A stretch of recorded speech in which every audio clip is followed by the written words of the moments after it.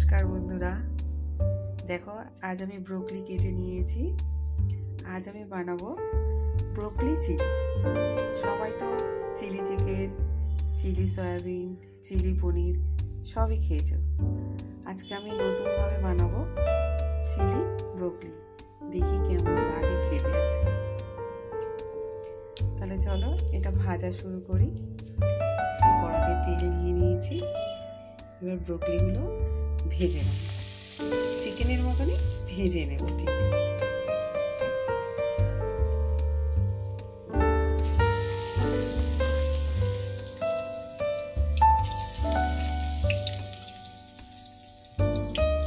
ছোট ছোট টুকরো করে নিয়েছিলাম। আমি কর্নফ্লাওয়ার, ডিম,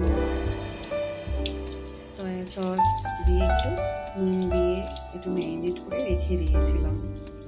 যেরকম চিলি চিকেন করে সেরকমভাবেই করেছি। এবার এগুলো একটু ভেজে নেব। এই দেখুন ভাজা ভাজা হয়ে গেছে। উল্টে নেব, হালকা হালকা করে ভেজে নেব, বেশি ভাজতে হবে না।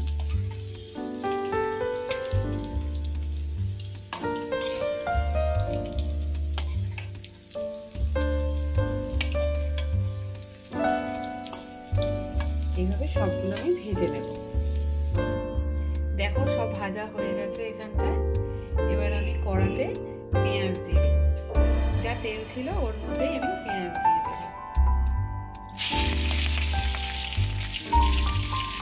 পেঁয়াজগুলো হালকা ভেজে নেব।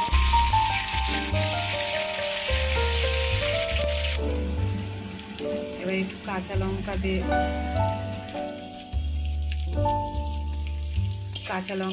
দিলাম। পেঁয়াজগুলো হালকা লাল লাল করে ভাজবো। ভাজা ভাজা হয়ে গেছে। এবার এর মধ্যে একটা করে সব জিনিস দিয়ে দেব। আমি জানি না আমার গলা শোনা যাচ্ছে কিনা। আমার শরীরটা ভালো না, ঠান্ডা লেগেছে বলে আমি বেশি জোরে বলতেও পারছি না। একটু কষ্ট করে বুঝে নিও তোমরা। এবার নুন দিয়ে দেব,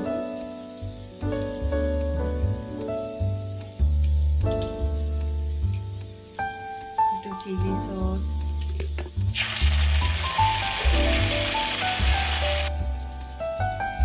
একটু সয়া সস,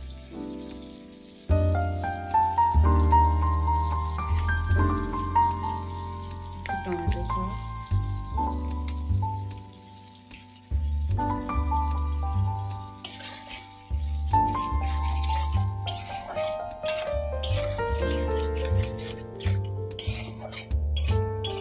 এক হাতে ফোন ধরে আর এক হাতে রান্না খুব অসুবিধা হয়।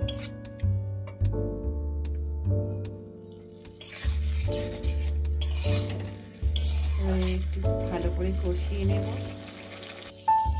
দেখো সুন্দর কালার হয়ে গেছে। এবারে ওই কর্নফ্লাওয়ার দিয়ে যেটা ভেজেছি ওই বাটিটা ধুয়ে একটু জল দিয়ে দেবো।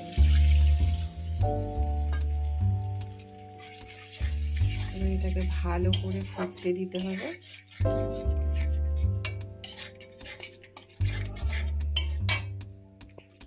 দেখো ফুটে গেছে। এবার এইগুলো আমি সব আস্তে আস্তে দিয়ে দেব।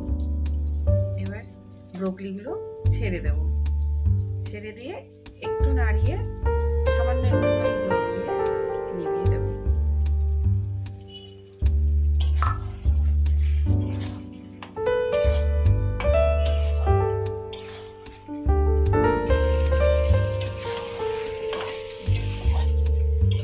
জল আর লাগবে না মনে হচ্ছে।